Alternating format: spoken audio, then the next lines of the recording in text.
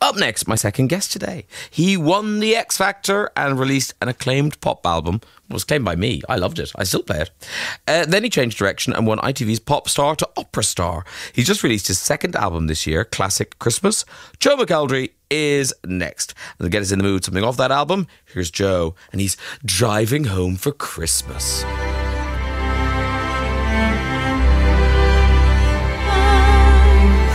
Listen to that voice. Voice of an angel. Voice of an angel. Joe McEderry joins me. Hi, Joe. Hello, how are you? I'm very well. You're so Christmassy. You bring us Christmas with your classic Christmas album. I do. Which is out now. I mean, this is a kind of follow-on from the last album you did. Yes. Which was just classics. Yeah. And, I mean, was that a kind of a weird... do you feel like you've turned your back on pop now? I think doing the show Pop Star Opera Star in the summer, I kind of didn't really see it having any effect on my career. I thought it would be a fun thing to take part in. People would be like, oh, that was fun. And then that would be it. And I would kind of go off and carry on doing what I was doing before. Yeah. But it just, people went crazy for the opera. And I was turning up to my shows with like all my kind of pop stuff. And people were like chanting for us to sing Nessun Dorma. And I was like, I'm sorry, I don't have the backing track. And it wasn't until I kind of started working with Decca that we kind of thought it would be a good idea to touch a bit on it and kind of put my own stamp on it. Yeah. But I kind of... presumably there's a huge market out there for that stuff. Yeah, totally. And also, as well as that, there's a huge market, but I'm also introducing it to kind of fans that were there with the pop stuff. So there's like young people that wouldn't normally listen to Nessun Dorma and Time to Say Goodbye are now hearing that as well. So it's been really exciting to bring it to different people. And just before we went during the record, we were talking about your tour. So you did a 20-date tour. Yes, in November. And that was a mix of bit of pop, bit of the classics, but also you did do arias and stuff at it. Well, we called the tour the Classic Tour because it was right around the time of the album. But I knew that if I went out and sang just the classic album, everybody would go, he didn't do any of that, he didn't, Yeah. So I had to give them the whole story, I suppose, of what, from winning the show, going right the way through. So the show was literally 40 minutes of pop and 40 minutes of like the big ballad opera songs, everything. So I used to finish on this really big dance song and I would be off stage getting into a quick change, like hardly being able to breathe, and then I would come out and sing like Time to Say Goodbye, like with hardly any breath. It was very strange, but it did my voice wonders. But at the same time, my voice was like, what are you doing? Like, seriously. That sounds mad. It was pretty exhausting. I was exhausted by the end of it, just vocally. But with the techniques you learn with opera, they're trained to sing for 3 hours on stage. So every time I got to that part of the show, it was easy because I was using all the right muscles and I didn't really have to strain it at all. Now listen, obviously X Factor is when we all met you, and it was so sweet. I saw you out in the corridor talking to Little Mix. I mean, yes. That must be such an exclusive club because you all know how weird it is and what it is. Well, I think for them as well, though, they're still in that. I remember when I did the first week of promo, they're in that. It's the best and worst week you'll ever do of work, I think, surrounding this job, because you're so busy and you just haven't got a clue what's going on, and I could see it, and I know Jade really well, and I could see it in her eyes. She was like, where am I? Like, what am I doing? And it's a really weird week.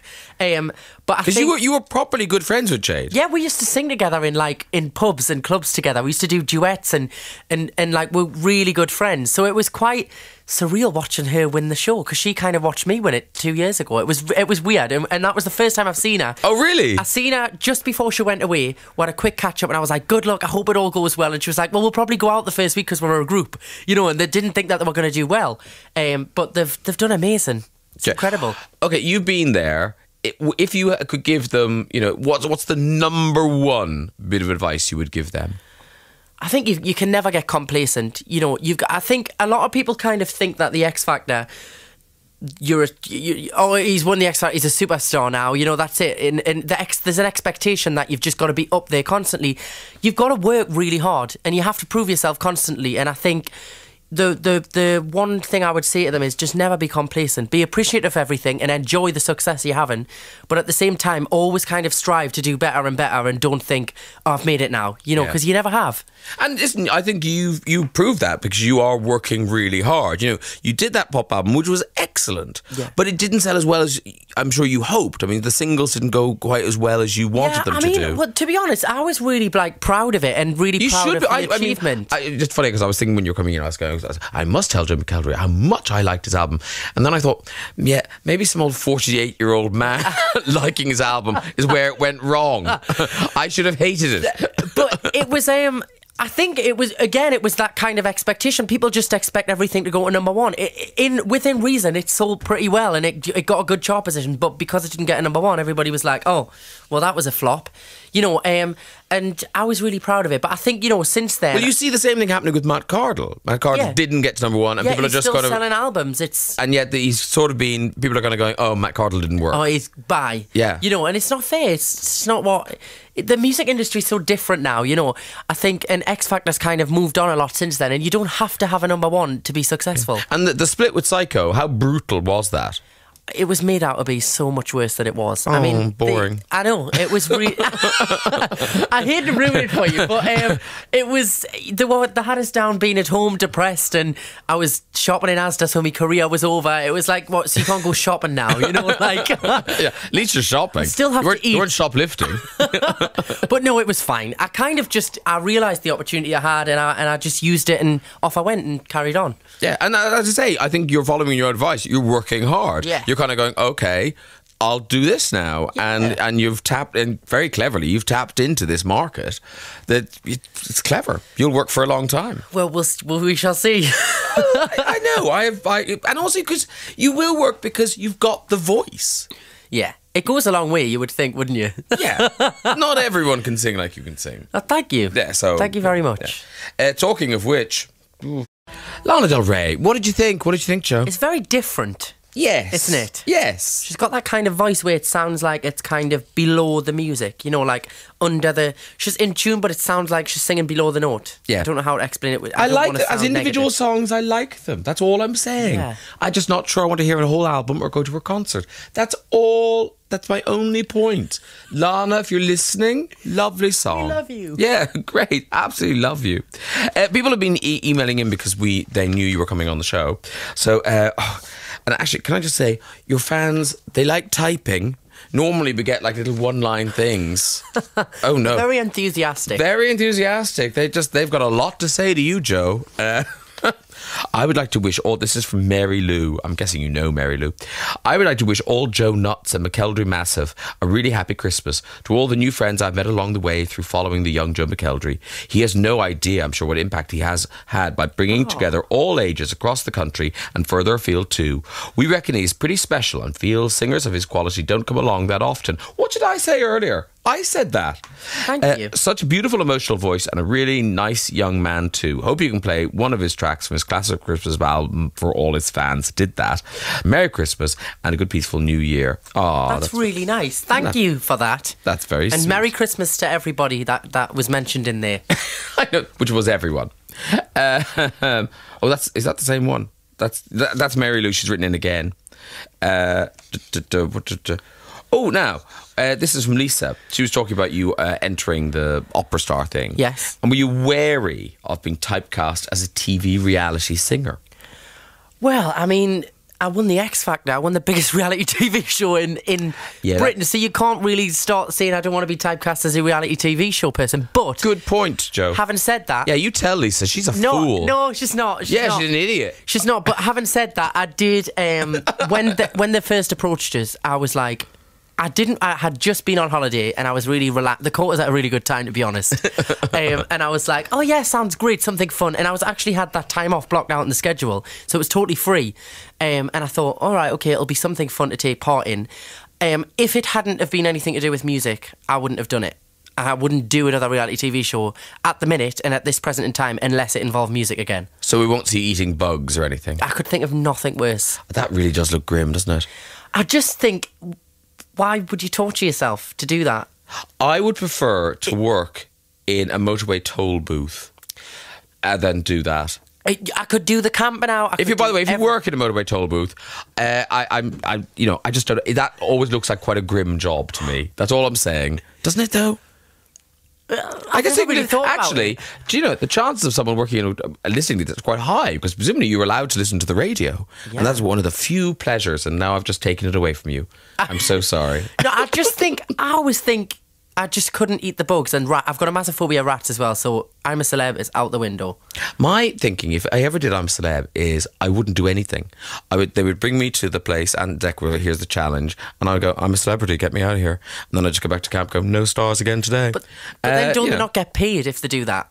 Isn't that the rule that if you actually walk out, you don't get paid? No, if you walk out, but no, I'm saying I wouldn't walk out. I would just fail all the time. I just wouldn't try the task. I just got to no stars. Sorry, it's just rice again. Okay. Yeah, but you get hated. Have you seen the evils they get when they come back with like 2 stars and it's like... I wouldn't care. It's like, how dare you? Right, this is from Thomas. You've done pop, opera, what's next? Would you ever go into a West End show? I was actually thinking of becoming the next Dolly Parton. You know what? Do it. Do it. Country. I've thought about... I've had quite a few offers for some West End shows. Nothing that has come along yet has been the right kind of part. But if something right came along, it would be definitely something I'd want to experience. And, you know, if you're going to do something like that, you're in it for a long time. It's like 6 months. Yeah. Is a run. You want it to be the right thing. You don't want to just go in it to go, oh, I'm just going to try it. I want to do something that I can put my own stamp on and go for it. Yeah. So if something comes along, I'd definitely consider it. Is there a classic musical that you'd like to do that you know of? I had some talks for Les Mis earlier on in the year. See if you're good at that. And it almost nearly happened, but then I'd kind of already started engaging with kind of new record labels, and it just wasn't going to fit schedule wise. But I was pretty close to doing it for a short run. It was going to be a pretty short run. Yeah. So maybe's in the future. Maybe's. Maybe to get the McEderry Massive would come in. Yes. Oh, now, listen to this. This is Simon, age 29. Joe, might I ask, are you single? If so, I'm available, employed, and I have great teeth. And he lives in Newcastle. Do you know Simon? What's his second name? It doesn't say. I don't know anybody called Simon. I am single, unfortunately. But, however, I don't think setting a date up with us two on here would be quite right, would it? Well, if you see someone in Newcastle with good teeth, it might be Simon. Yeah. Have a lovely Christmas anyway, Simon. Who's this? Alan. He's talking about your move into classical. Have you turned your back on pop for good? I don't feel like I've ever turned me back on it. I've still kind of... I think if the Christmas album, you've got like Last Christmas, that's true. Driving Home for Christmas, they're still pretty big pop songs, even though they're Christmas songs. And on the classic album, there's a different version of Some Way Over the Rainbow, which is pretty still poppy. I'll probably bang out another pop album sometime in the future. You should. Yeah, I don't know when, and I think if I did do it, I would have more experience with it this time, so it would probably be a bit stronger, I think. So really? Because I thought the album you put out was strong in that it wasn't what we expected. Yeah, I think the problem with that album was it was a great album. There's some great songs on there. People got a bit of a shock. I think people expected me to come out with like a Westlife style album, like kind of what I did with the classic album, like with the slower songs and the ballads with the orchestra and things, which was kind of what I was known for on X Factor. And I think people just got a bit of a shock about, whoa. But having said that, it kind of then, I started as I meant to go on, and it kind of meant that if I ever wanted to go back to that area, I could go back without it being such a big deal. When are you going to be hitting the road again, do you know? I'm basically working right up until the 30th of December, and then I've got about 3 weeks off. I'm going skiing with the family, and then we're starting the next album. Oh, and also you're doing the Nutcracker at the O2. Yeah. So what are you doing at that? Don't worry, I'm not dancing, thankfully. Simon with good teeth will be very upset. You're not in some tights. Bit of lycra. I am... what was I saying there? Nutcracker O2. Yeah, I'm kind of introducing the show. I'm singing 6 songs with a 72-piece orchestra in the arena. It's going to be amazing. Oh, wow. Yeah, it's going to be incredible. They asked me to be a part. I think they kind of wanted to put a bit of a different spin on it and make it a bit different, because normally they just have the show, but because they're bringing it to the O2, they wanted to put a different slant on it, and I was like, I'm up for it, I'm there. Well, I'll get reports because friends of mine are going, so... well, brilliant. Yeah, so I'll let you know what they thought. Yeah, very good. Listen, we're ending the show on the perfect Christmas song. It's Your Good Self, and Oh Come All Ye Faithful. Merry Christmas, Joe. Thank you. Merry Christmas to everybody.